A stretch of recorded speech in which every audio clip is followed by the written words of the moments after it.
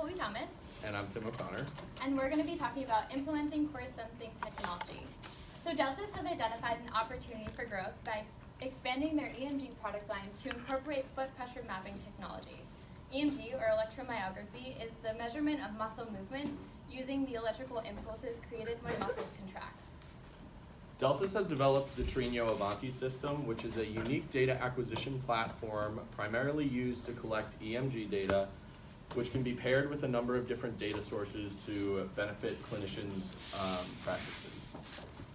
The three data sources that we are going to utilize are the EMG, which is the developed resource, as well as an inertial measurement unit.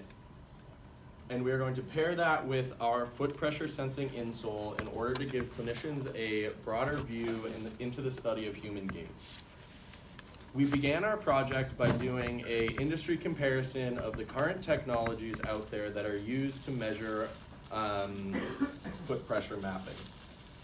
Although we are not recreating the wheel when we develop a foot pressure sensing insole, there are a number of challenges that we can overcome to benefit the product market and get more or data with higher fidelity. These challenges include construction, reliability, as well as cost. So our sensor. When choosing a sensor, we did an in-depth analysis of what other technologies out there. So what are people using, what's working well, what's not working well, and is there any untapped potential? We looked at anything from FSRs, which are force sensing resistors, to load cells, to conductive elastomers. The first one we ruled out was the conductive elastomer because that just wasn't really practical in the prototype stage. The next one we looked at was FSRs, and while these are really great technology in terms of their durability, they aren't very precise in measurement, and a 10% difference in measurement could mean the difference between a correct diagnosis or an incorrect diagnosis, and in the clinical applications, that's just not really acceptable. And so we decided to go with the Honeywell sensor.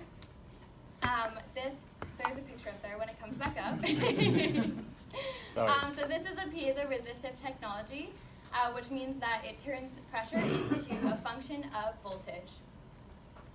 In my left hand is an example of the Honeywell sensor piezo-resistive technology. This will actually be implanted in the shoe insole, and in my right hand on your left side is the instrumentation amplifier circuit, and this will actually be integrated into our Trino Avanti device, so it'll be less intrusive.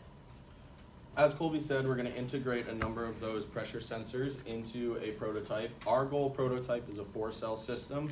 You can see one of the pressure sensors embedded in an insole here.